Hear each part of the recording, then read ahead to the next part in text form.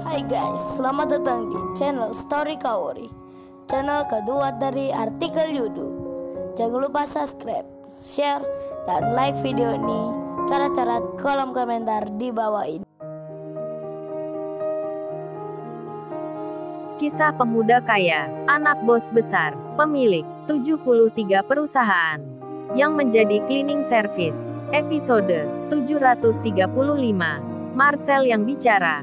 Sania, aku sama Yanti bukan pacar beneran. Sama seperti kamu yang pura-pura pacaran dengan laki-laki yang bernama Kenshin itu. Jadi please Sania, tolong cabut laporan untukku. Kita akan menikah. Apa kamu tega melihatku di penjara?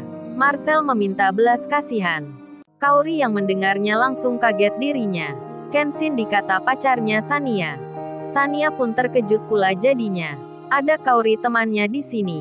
Tapi Marcel malah bilang begitu. Sania pun lalu menjawabnya.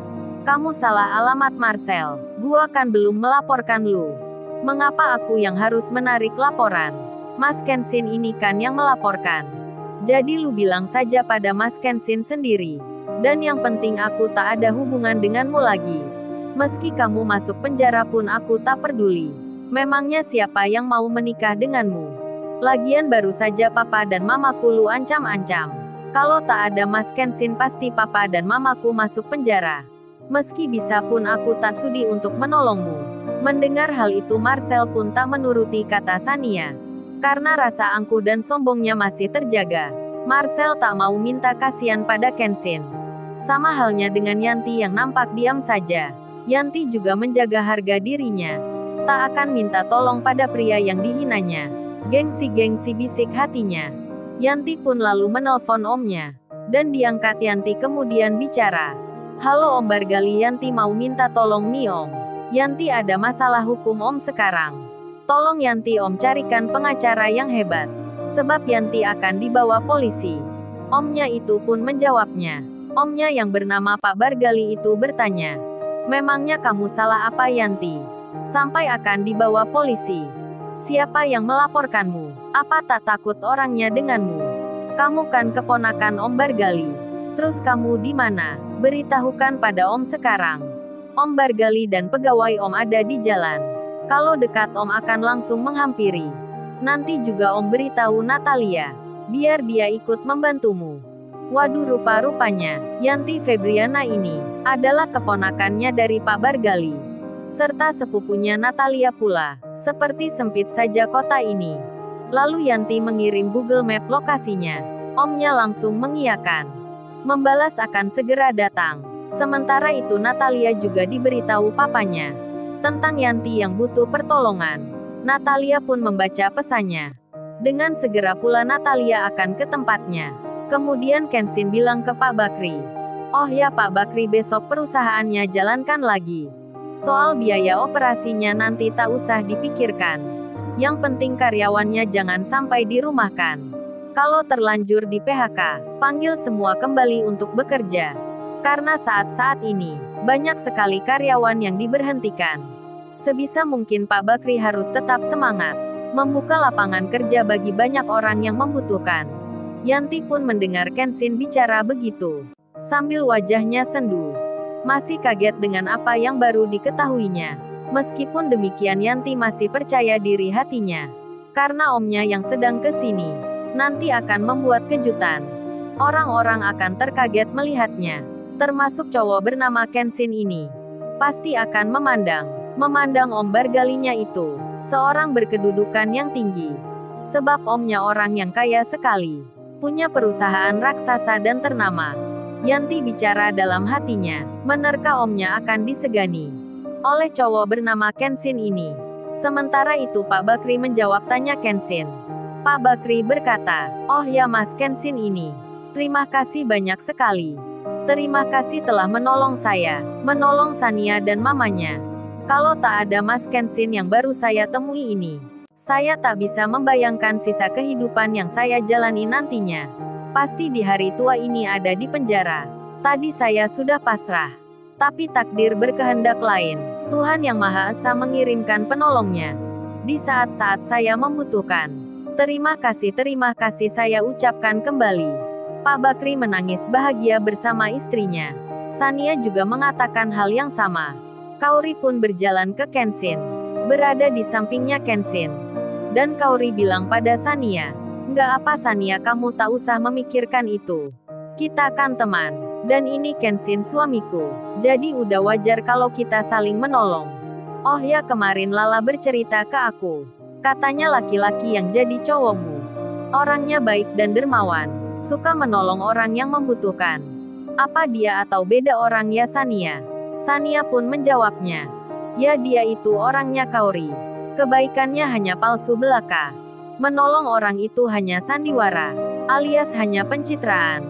Dia ingin dipuji teman-teman kita Kauri. Sekarang sudah tahu aslinya. Ya beda jauh dengan suamimu Kauri. Oh ya maaf ya Kauri. Aku tadi sengaja pura-pura menjadikan Mas Kenshin suamimu ini. Aku bilang pacarku, soalnya aku ingin Marcel itu tak mengejarku. Maaf ya Mas Kenshin, aku tadi bilang begitu. Maaf kalau tak sopan aku bicaranya. Karena terpaksa aku harus melakukan. Maaf juga ya Kauri." Kenshin pun tersenyum dan menjawabnya, "Oh itu tak mengapa Mbak Sania. Aku sudah tahu maksudnya. Jadi tadi aku diam saja." Kauri pun sama. Sepakat dengan Kenshin. Dan Kauri mencubit tangannya Kenshin. Entah apa itu artinya. Kemudian Yanti mengangkat teleponnya. Yanti menjawabnya, "Halo Om, apa Om sudah sampai ya di sini?" Pak Bargali pun membalasnya, "Ini Om sudah di Jalan Raja Wali Yanti. Malah bertemu Natalia di sini. Kamu di mana memangnya?" Katanya di restoran Eropa, tapi kok nggak ada di dalam. Yanti pun menjawabnya, "Oh ini Yanti lagi di sebelahnya Om. Ada di depan supermarket." Om memutar lewat samping, sudah terlihat keramaian di sini. "Tolong Yanti ya Om. Soalnya di sini Yanti tak ikut salah. Tapi malah akan diperiksa. Yang ngelaporin ini ada di sini." Dia memanggil pengacara terkenal. Yanti takut akan masuk penjara. "Apa Om nggak kasihan sama Yanti?" Pak Bargali omnya pun menjawabnya, "Tenang saja Yanti. Om tak akan membiarkan kamu ditangkap polisi. Orang-orang di situ belum tahu. Jadi nanti mereka akan mengerti. Kalau kamu keponakannya Om Bargali, pasti yang melaporkan kamu akan berpikir dua kali. Jadi takut orangnya. Sekarang Om dan para anak buah Om ini, serta Natalia akan ke tempatmu. Kamu tunggu sebentar dan jangan panik." Yanti pun merasa senang. Percaya dirinya kembali tinggi. Hingga Yanti berani bicara lagi. "Oh ya Pak Polisi, sebentar lagi Om saya datang ke sini. Dengan membawa pengacara pula. Saya juga akan tuntut balik Kenshin ini. Karena telah mencemarkan nama baik saya. Yang salah itu Marcel bukan gua. Marcel yang kenal Sania ini. Kenal papa dan mamanya. Gua aja baru melihatnya. Baru bertemu hari ini. Kok bisa-bisanya akan ikut ke kantor polisi. Makanya Om saya ke sini. Om gua orang yang terkenal. Punya perusahaan besar dan ternama. Puluhan pengacara pun akan membela gua. Jadi lu Kenshin tak usah berbangga diri. Tak usah menunjukkan dirimu. Gua juga punya Om yang hebat.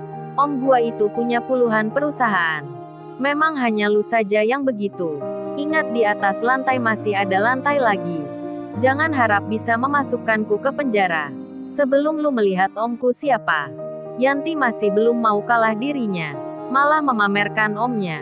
Kenshin pun tersenyum saja. Kauri pun hanya melihatnya. Ada seorang wanita yang marah pada Kenshin. Sedang Bang Hotman, Pak Andi dan Pak Mori pun sama. Melihat Yanti dengan biasa saja. Tak bereaksi, membalas dengan ungkapan. Kemudian yang ditunggu pun datang. Yanti melihat kejauhan. Omnya itu berjalan bersama banyak orang. Yanti pun berkata, "Tunggu lu Kenshin. Itu Om gua sudah datang. Lihat itu banyak anak buahnya. Pegawai-pegawainya yang hebat semua." Yanti lalu berjalan ke omnya itu. Bermaksud menjemputnya. Saat Yanti mendekat, langsung laporan pada Om Bargalinya. "Itu Om, orangnya ada di sana." Natalia pun bicara juga pada Yanti. "Tenang Yanti, kamu tak usah khawatir. Papaku akan membantumu.